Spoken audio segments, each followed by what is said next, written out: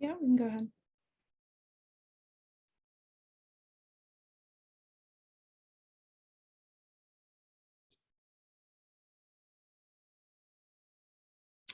Hi, everyone. Thanks so much for joining us this evening for a virtual version of Family Style. Typically, we would all be gathered together for this intimate conversation and family meal, but I hope some of you had a chance to pick up some of the best conch in Miami as suggested by both Reggie and Arsimmer. My name is Amanda Bradley, and I'm the programs manager here at Ulite Arts and co-organizer of the exhibition Where There Is Power, alongside Renee Morales, who will be joining us later on this evening for the Q&A.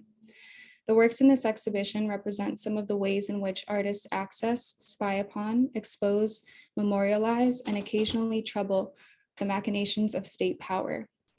Before we get started, remember to drop any questions you have in the chat, as we'll be taking questions from you all toward the end of the conversation.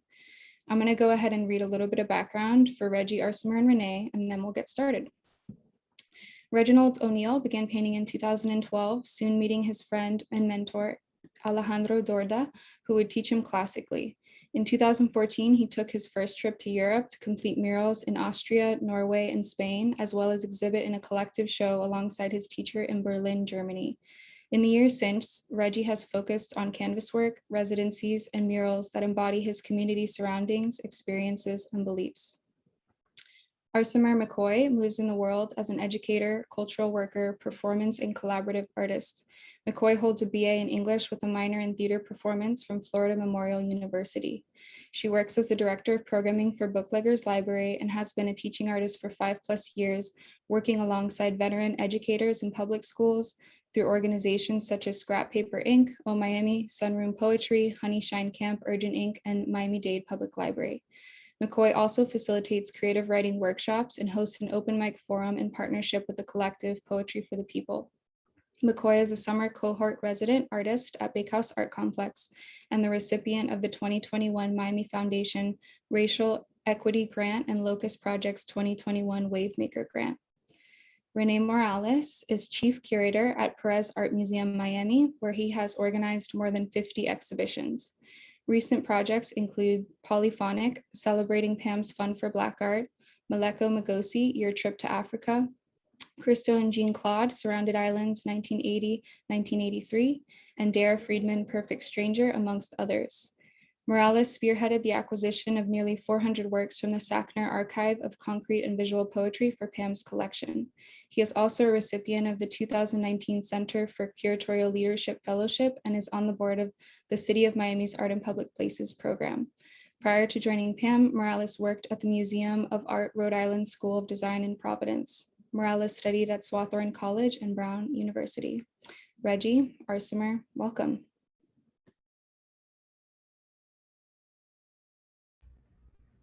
Hi, everybody. Hi, everybody. We finally here. Finally. We are finally here. Everybody has been anticipating this conversation. Happy. I'm excited. I've honestly been anticipating this conch salad, which we were supposed to have it as an intro, eat it for the first time in front of the people, but this is my third cup. This is my second. This is my third cup. So shout out to T90 for the conch salad. She's not watching. Why is she not watching for your promo? And I need y'all to understand, conch salad should have conch, okay? Look at all this conch, okay? That's a lot. There's a lot of conch, okay? Some of y'all aunties be making conch, and there's more vegetables than conch. That's soup, okay? That's soup. We ain't gonna do them like that. Don't do that. Don't do that. Please don't. Just let them live with their vegetables. So before we move forward, I just want to say we are here actually at the beautiful Paradise Books and Bread, okay, located at 12831 West Dixie Highway. This is an owned and operated store by Audrey Wright, Ben Yin, Bianca Sanan, Brian Wright, and Seth Chesson. I got it right. Bianca's laughing in the background because we had a time with that in the beginning. So, Seth, don't come for me, okay? Chesson, okay? And they are famous for their fresh baked bread, okay? And my personal favorite, the seaweed butter. Now, I know a lot of y'all not going to be running around talking about you eat seaweed butter.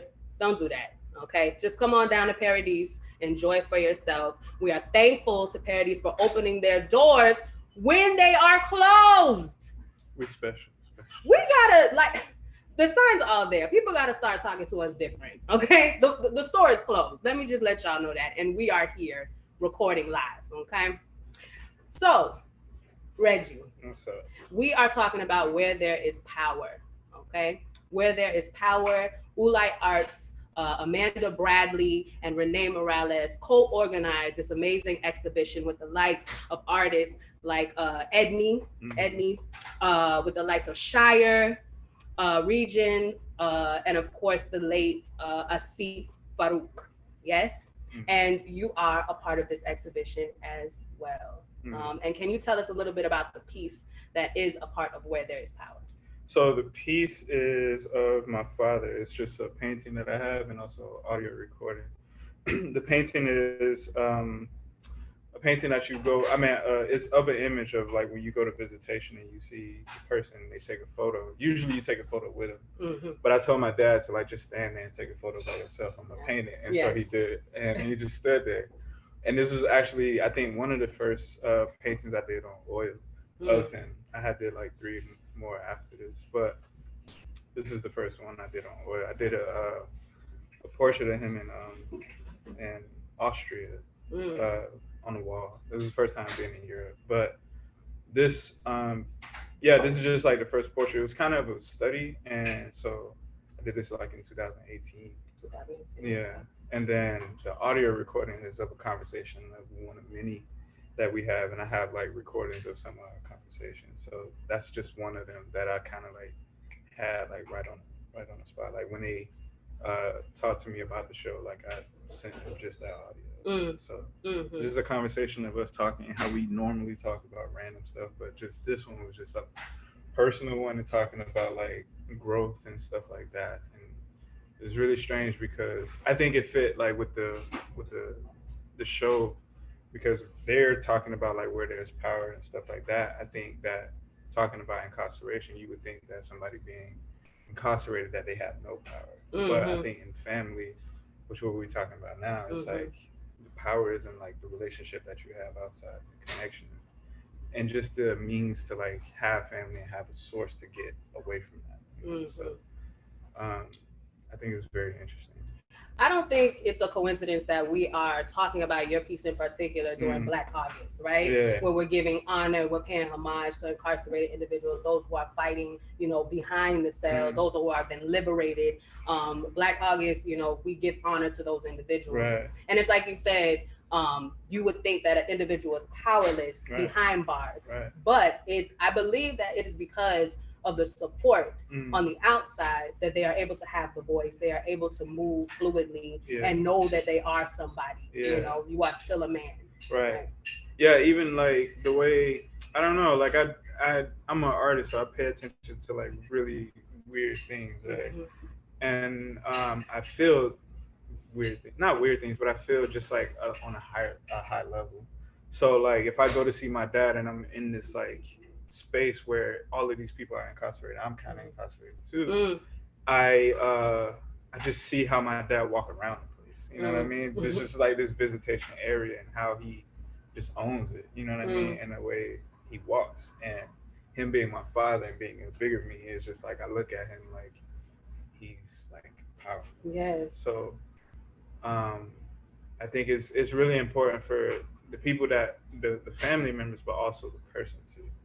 Like how they just carry this burden of like having kids or having a family outside, but also just like taking it as it comes. And I think my dad like owns it in a way. We talked about just how even from inside, your father is still like the one who lays it down. If there's issues in the house, if there's problems with the family, like he's still that voice. You know what I'm saying? From all the way over there, y'all still listen to him. Yeah, he tried to insert himself in all situations, like as he should. Yeah, my dad he's a real character though. He's like the funniest, smartest person, and a humble person in general. I mean that I know, one of them. So yeah, he's always like trying to be involved in stuff and trying to like give his family game and give us game. And be a father in a way. But yeah, he's a character. So your father was incarcerated in 2002. Yeah. And, I looked up some things, and since 2002, the United States has had the largest incarceration rate since that year that he was, put in jail.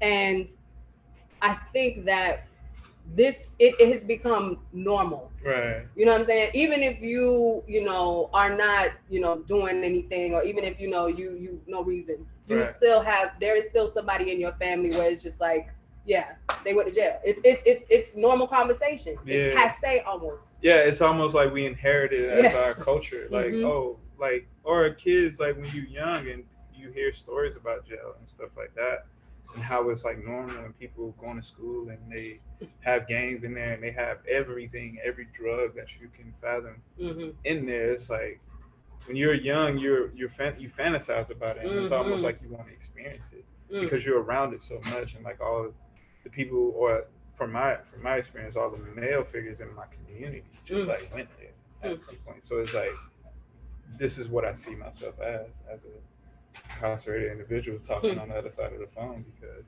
I went to go see my dad when I was a kid and all this other stuff. So you can already imagine yourself in this space. So it becomes a part of the narrative or what you dream of. Keep that thought, because I wanna revisit that. You came to my studio and you had your sister with you and your niece. Right. You come from a very large family. It's 10 of y'all, right? Yeah. I mean, your daddy is fine. Your daddy is fine. Let's not play. Let's not pretend. Your daddy is fine. You know what I'm saying? I would have been writing letters too. I probably would have popped out a few. Like, let's keep it 100. Your dad's fine. He's fine. He's a beautiful man. So I get him having DS children. I understand. I don't know why he doesn't have 20. You know what I'm saying? Hey, he got stopped. He got stopped short. Man. That's the only reason. So, when you came to school, you had your sister with you. She had her baby with her. Is this intentional? Like, do you keep them close, because he's not there? Do you feel like you now have to take on that role? Even though he, has his voice, do you feel sometimes you have that obligation to be that glue? I don't know. Like, I want to be, just like off of my own desires. Like, I want my nephews and nieces to have something else to be surrounded by. Like, they surrounded by their mom and stuff like that, and they have their own thing, but I just want to bring them to a different world. That's it. And show them, like, I really have the desire, like, I want to be cool to them. Like, so that's really what it is. It ain't nothing more. Cool Uncle Reggie with the paintbrush, you know? He wears pants high and socks. They don't do that. They be like, why you eating this? It's nasty. I don't want to go over here. Like, I bought Damari to your poetry thing. You just sitting there. I know. What am I doing? That was your nephew, right? Yeah. He brought his nephew to one of my writing workshops. Buddy was like, man, I'm going to sleep. Poetry. He woke up when the food came. Uncle Reggie, let me hold your phone. Like, man, write poetry. He did end up writing, though. He did. He felt motivated. I had to say the right things. Like, you ain't going to eat. Exactly. You ain't going to eat. Unless you give me a poem, you are not eating. He was like, oh. Let me get to it. But I would say it's intentional. I don't think it's like me trying to carry the torch of my dad. Like, I don't feel that personal, like, push. I think it's just for me. Like, I just want, and also I want to be around my family too, because when he went to prison, like, my sisters and brothers were like scattered. He used to be like the glue for us. Like, he would have all my sisters at my mom's house, and we would spend weekends and stuff. And when he went to prison, I was like, I wasn't a thing. So now being an adult, I'm trying to like glue my entire like siblings up. So that's beautiful. I want to shift gears a little bit and talk about your practice and your process. For sure. So you said that this painting in particular was the first one you did with oil. Right. Yeah. So are the others? So since then you've like, that's it. This is my medium. This is what I'm working with. Forget everything else. As far as like painting with oil. Yes. Well, I've been in the middle of like painting on walls, which I don't use paint and oil. So that has been the beginning of my practice. And you have murals all around the country. Yeah. Actually. Not this country. No, not this one. I'm sorry. Internationally. My I bad. have very Overseas. That's not a humble place. I mean, from a kid growing up in Overtown, you understand what I'm saying? From the city of Miami, you know what I'm saying? A black child, painting murals across the water. There are people who cannot even fathom that. Yeah. You understand what I'm saying? Like the gravity of that. I know personally, me as a kid, I couldn't picture it for anyone else. I ain't picture it for myself. Okay, so like, no, flex. That's a flex. That's for sure flex. And so I know that these children being able also to see themselves in your work and see the Black family in your work, I mean, that allows them to think big. That allows them to now have the audacity to go for those things. Right. And so, so back to your process, I know that you owe a lot of, you know what I'm saying, your technique and learning that technique and cultivating that technique to your mentor, actually. Sure. Yeah. Tell us a little bit about that. We met, I think, was it 2003? I mean, 13, my bad. 13 or 14. And we got really close, like, because we knew, like, mutual friends in Wynwood and stuff like that. And then I got really close with him. And I like made a joke like when we was with a friend to say I said like I would like to learn how to paint. I knew nothing about painting at all. And he like gave me he gave me the opportunity to learn. He was like, "Yo, I'll teach you." And after that has been like the fire start of like everything, because I took that as so lightly. He was just like, "Yo, come to my house." I'm serious. Gave me paint, gave me brushes, and literally like taught me. I would go to this house every day because I ain't have much else to do. I was like rapping and stuff like that, so I was like in between rapping and just painting. And I wouldn't call it like dedication or devotion. I was just like, yo, this is cool to do. This is now and part plus of my... this is a cool person to be around. So I would talk to him about everything. And this isn't liberated. I don't think people understand like the impact of that. You know, you could have painted flowers. You could have painted, you know, honestly, anything. You could have, you know, researched something overseas and painted something that I want to paint in these other countries is stuff that I deal with over here. So it kind of goes hand in hand with like my practice now, my thought patterns.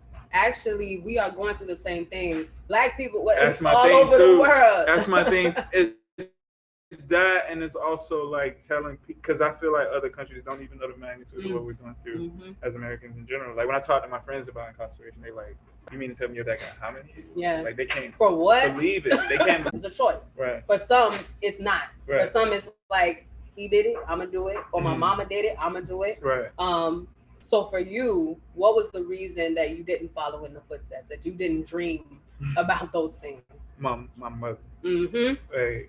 Mama. Mama. Yeah, my mom. Like at a very like young age, she just took the wheel, bro. Like, and making sure me and my brother don't follow into the same things we were seeing when we go outside. And by her telling us all of these things and like being inside of the house and being at such a young age, we start to grow up. We start to see these things happen. Yeah, that's my mom. That's mom. I think they could cue in the photos if they were so like. Yeah, so the audience can see. Cause y'all gotta see mama. Mama looks good. Yeah. Okay. No worries. Yeah, but I would say my mom. Yeah. Really, I would say my friends and stuff, like the people I chose. Okay.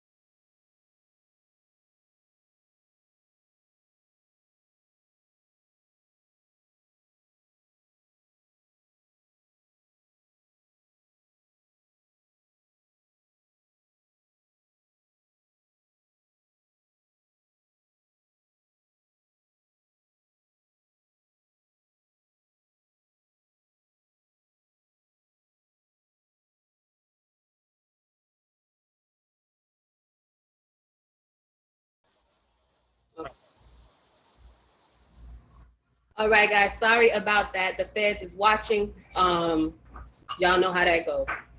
Y'all already. So yeah, but we gonna eat conch salad on them. So we back online. I'm not stopping nothing. All right.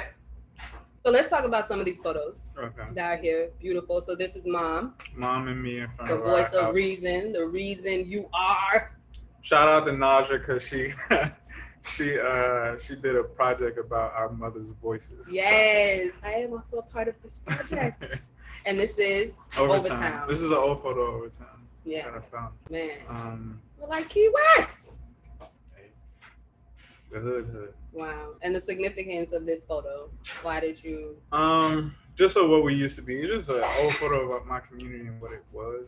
I remember my mom would tell me stories about like how she grew up and like the house that she grew up in. She said she didn't have that much memory of it, but she said she remembered the wood back then before, like when she would walk. And I just like thought of like these shotgun houses that we all. Yes. But she has a memory of that and don't even have like an actual like history or photo of where they used to stay. She got it like implanted. So I think these wooden houses kind of tell the story of like where she grew up. Oh, for sure. Yeah. For sure. And this photo right here? This is me and my cousin Jordan. Okay. He's like my brother, man. It's my grandma. It's my older brother, Zach, and my mom. All right, Zach. Hey, Zach. He married. He just got married. My bad, sis. My grandma. This is a photo taken by my homeboy, Nick. That's a beautiful photo. Yeah, that's my baby, man. Wow. And so tell me a little bit about your grandmother. And so this is your father's mother? This is my mom's mom. This is your mom's mom. She passed away last year during COVID. Yeah, just like that anchor in the family, you know.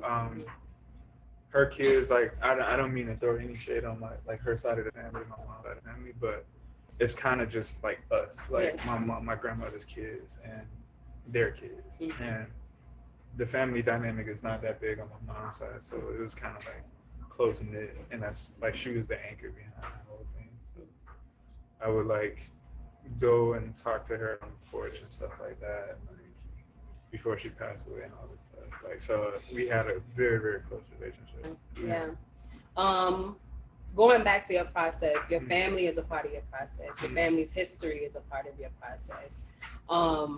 We actually, even though I love, I saw your work, we had been in the same spaces, know the same folk. I was always referencing your work, always talking about it. And so finally got together, it wasn't the art that we created a kinship over, it's actually the words, right? Coming to find out this man is a whole poet, okay? How do you incorporate the poetics in your work?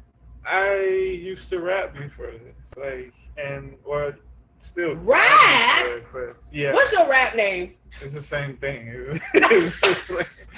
It's the same thing. Okay. But I used to rap before this, and like all of I just find rap and like words to be very powerful in a sense.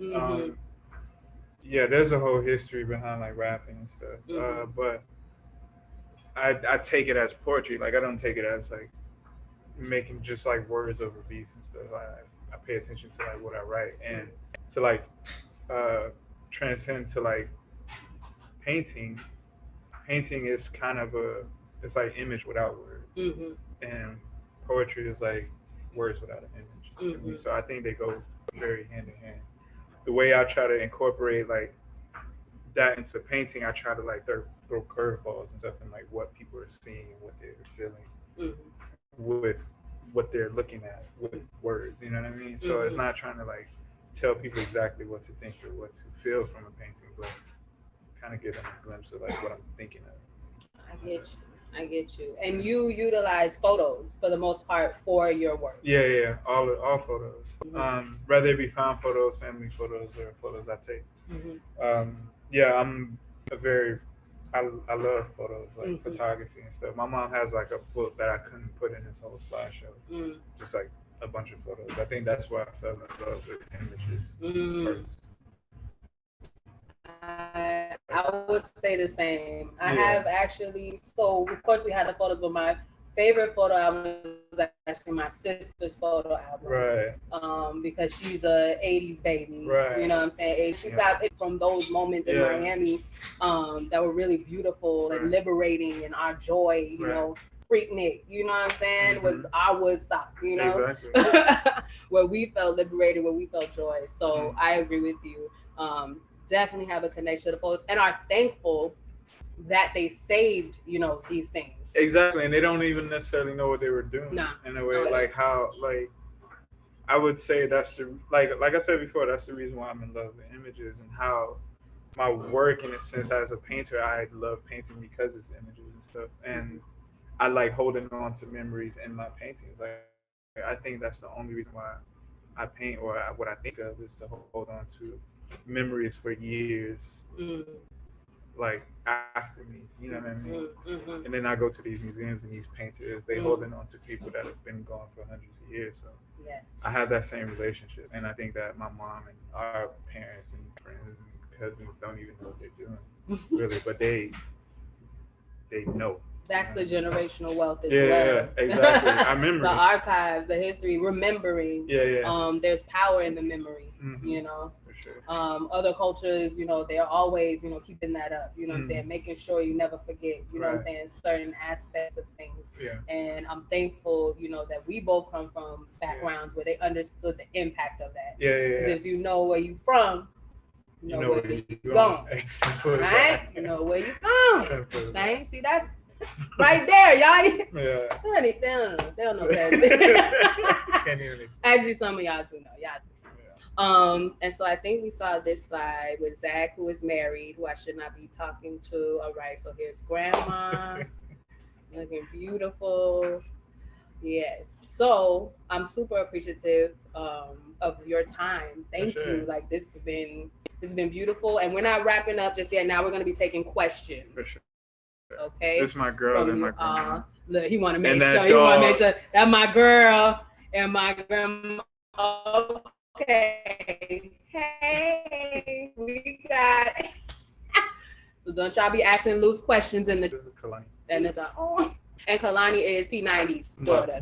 Yes, who made this delicious conch salad paired with this wine. Bianca suggested Lirondo 2020 Spanish white wine, a little salty to pair. You practiced this before with the conch salad. Don't worry about all that. Okay, I'm a professional. That's why I'm a professional. All right. Well, we're gonna give you guys a moment to catch up on eating your conch salad while we take some questions from the audience. One came in for Reggie. So, hey Reggie, thanks for your intimate characterization of your father and his ongoing role in your family. Can you talk about the cropping of the image for the painting in the show? It's really nothing to it. It was just like a study. Like during me being in that visitation, I was paying attention a lot to like blues and how they wear it with like this honor, like what I was talking about.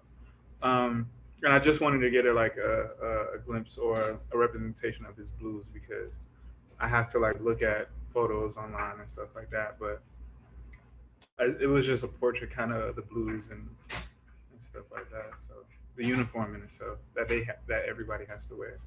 To me, it felt like it was like you were also showing the reality of it, right? Not being able to see his face, you know what I'm saying? But still understanding that he has stature, still him being present and being powerful. But the reality of it is that there is half of him here. That's what I got from you. That's cool. Go ahead, add that in there. See what I do. But it's good to hear other people's like perspective on pieces, because I don't explain everything. Right. So I think it's very beautiful to hear other people's reactions. I love parodies. Renee, I want to open it up to you to see if you had anything that came up during the conversation. Yeah, no, well, I just wanted to follow up on what you were just talking about with the painting. First of all, you can hear me okay, right? So, yeah, I remember talking to you, Reggie, about the cropping. I think it's a great question. And yeah, you gave me a similar answer. That was, you said there wasn't much to it, but then you explained that by doing that, it really puts the emphasis on the body language and the clothes he's wearing and how neatly pressed it is, and you know, he's giving off this like gesture of empowerment, like he's just you know, owning the place and feeling comfortable. And I was like, that doesn't sound like there's nothing to it. That sounds like there's a lot to it there. Yeah, like not just that's like a the lot. inspiration. Then, I was just like, yo, Dad, could you take this photo by yourself? He was like, yeah, you want me to take it like this? And he just put his hands like there, and it was that. But I think I also think too, like, stuff started to reveal itself during the process too. So I was just like talking about like the covering of the face. It wasn't really like that much to it. well, yeah, and then the other thing is that when you take away something as important as the face in a portrait, it really causes the viewer to look at what's left, at what there is there, you know.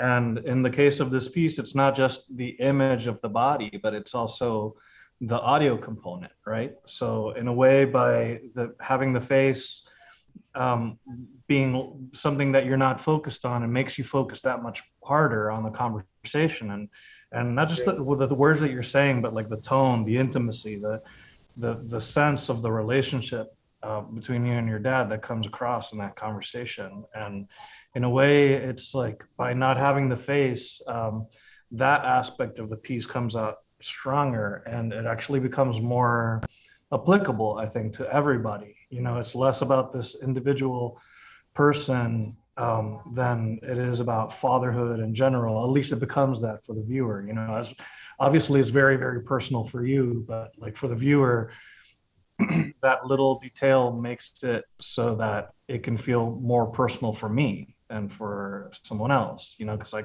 I'm projecting my own feelings about my own father.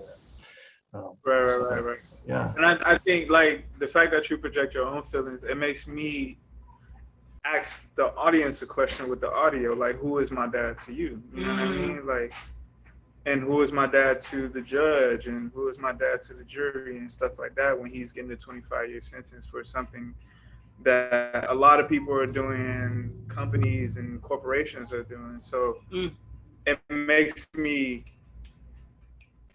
ask the audience, like, do you think this person deserves all this time, and or people like him deserve this much time in these hostile environments and stuff like that? Because to me, this is who he is to me. You know what I mean? This is who he is to his siblings and his brothers and his sisters and his mother and his father.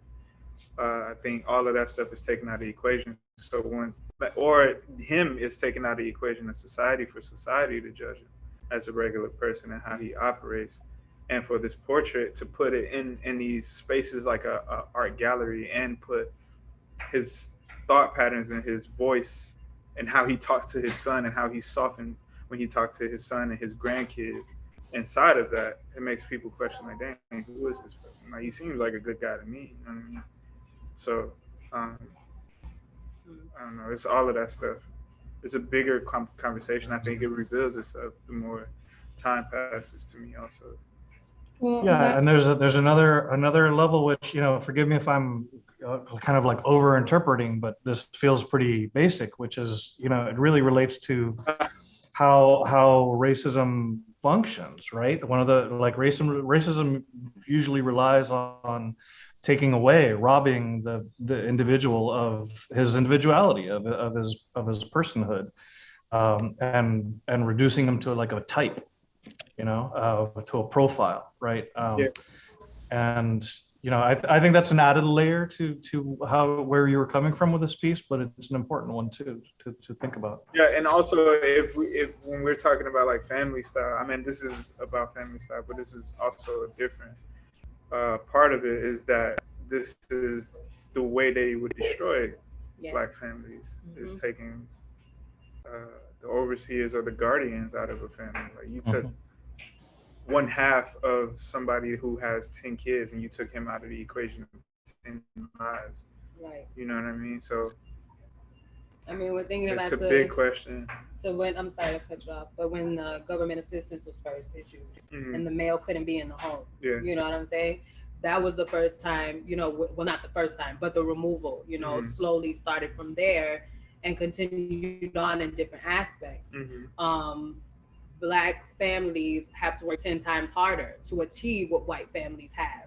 And so we don't see the parents every time. We have latchkey kids. You know, I was a latchkey kid. I had to come home to an empty house, you know what I'm saying, and wait for my parents to get here. I had to learn different skill sets a lot sooner than my white counterparts. How to cook, how to clean, make sure you look for these signs. If there's a stranger, lock all the doors, keep the windows closed, you know? And so we grew up faster. We had to grow up faster just because of that family dynamic of having to do more just to secure, you know, housing, just to secure food for your family. So I'm not trying to like continue on with the narrative. No, you're fine. But also like taking my, like the reason, I think a reason why I constantly search, I constantly paint my dad is because I'm in search of him too. You know what I mean? Because when a man is taken out of the equation, like my mom didn't have no man in the household, so I had to like teach myself how to be a man too. You know what I mean? And my brother had to teach himself how to be a man too. So it's just a lot of stuff that goes on inside of like incarceration and stuff like that that could break down the family structure. So it's all of that stuff, man. And thankfully enough, I had my mom, and she allowed me to have a relationship with my dad, because that is another element to it too. Well, that's the thing with your work, that it takes these big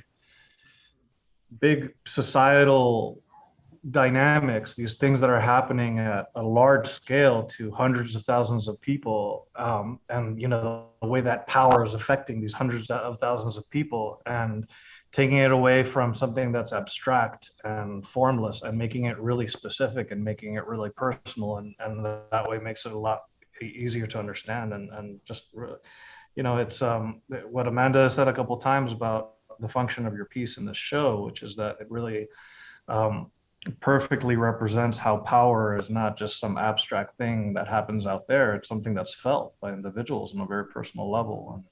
And yeah.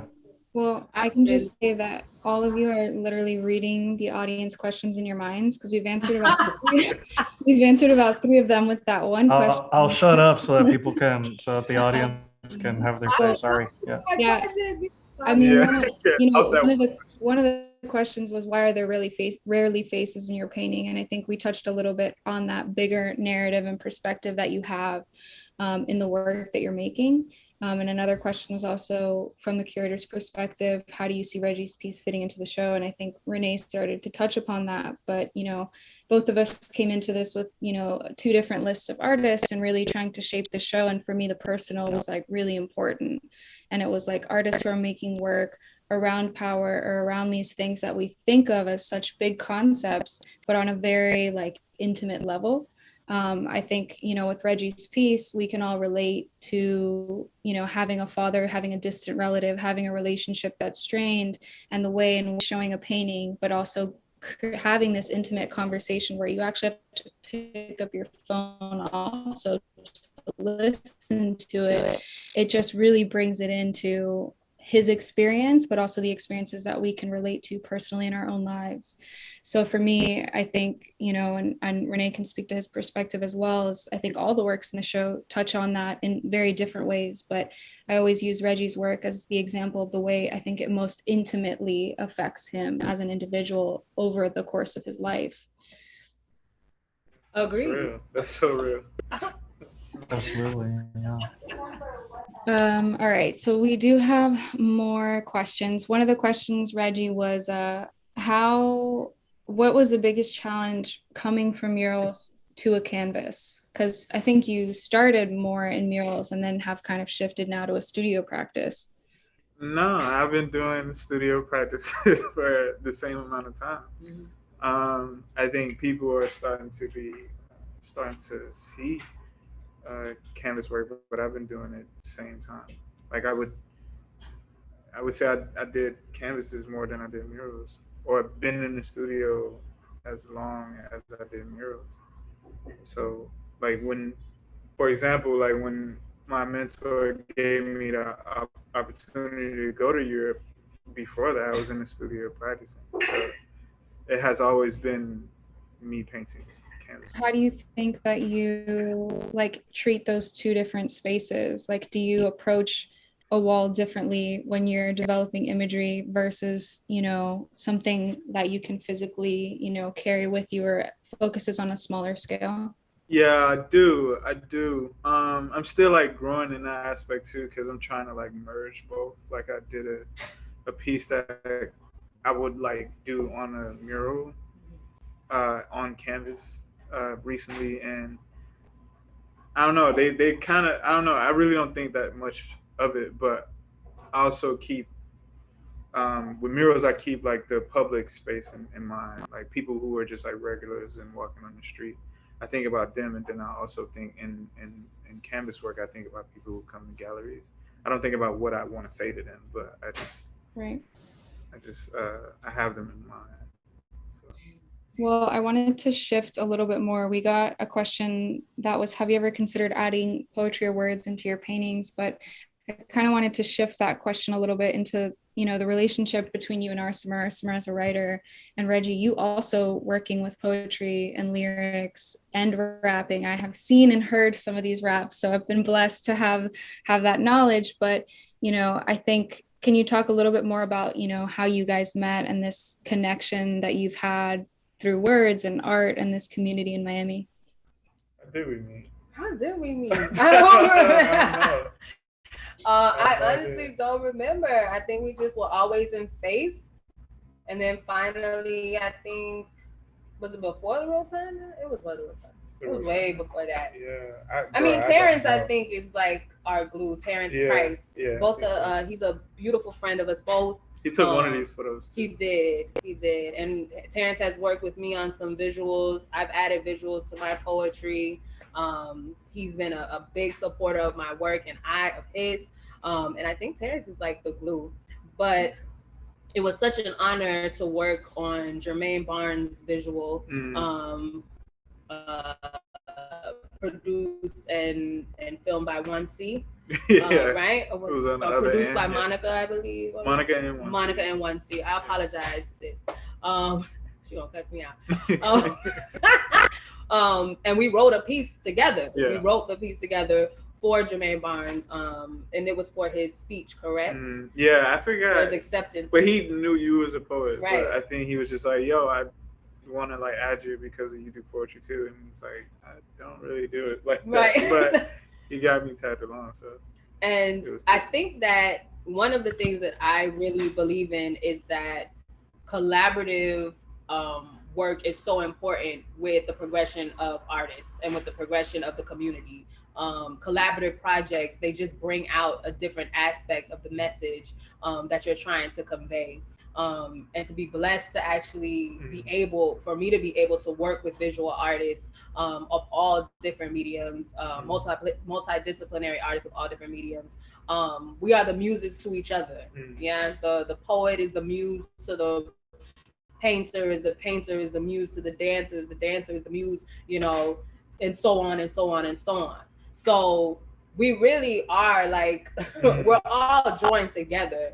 And there are sometimes conversations where there is like a division, like you are a writer, not necessarily deeming a writer an artist, but we have seen time and time again that the words and the art are always coinciding. They're always working together. So yeah, would you ever consider adding poetry to your art? Would you ever consider adding my poetry to your art? I don't know. This whole program was a poem, Arsimmer. This whole program was your poem. It was! Did you hear the bars this man was spitting over here? I have a few more questions before we wrap up, and kind of in the same vein. Well, one of the questions was, Arsimmer, how do you choose artists that you work with? Yes. Well, there's a very distinct pledging process that goes into the artists I choose to work with. I'm just I really, I've been very blessed that a lot of the artists that I am already a fan of, that I already follow and support and love and appreciate and respect the work of, have, asked me to be a part of their projects. Appreciate you also and what you do. All about Don't community. make me find these That's people's part of it. Zoom. That's part of it. All right. But And I got one more for both of you. Reggie and Arsimmer, this is from Dotson. Hope y'all are doing well. Love you. My question is, what was the last song or album each of you were listening to? For that reprise, maybe reprise. I don't You be want. scrambling with the music though. Yeah, I don't have want. playlists. All right, so lately I've been listening to Kenny Legends. This is it. Y'all know that song? This is it. You know that song, Kenny? No Is idea. it Kenny Legends? Yeah. I've been listening to the song "This Is It" for over and over again. I have no idea why. Wow, you caught me off guard. I wish I could have been like Earth, Wind, and Fire, but that was last week. Kenny, it's Kenny. I appreciate week. the honesty. I appreciate the honesty. All right. Well, I don't want to take up too much of y'all's time, so you can get back to eating your dinner and enjoying your delicious wine and conch salad. So thank you all so much for joining us for this beautiful conversation. And thank you, Reggie and Arsimmer and Renee, for sharing so openly and honestly. Where There Is Power is on view until September 19th. So be sure you stop by and see the show if you haven't had a chance to. You can make an appointment online and we'll go ahead and drop that link in the chat for you. Also, stay tuned. We have a very special program planned for the closing of the show on September 19th. So I will see you back here then. But for now, good night, everyone. Good night. Thank you, guys. Good night.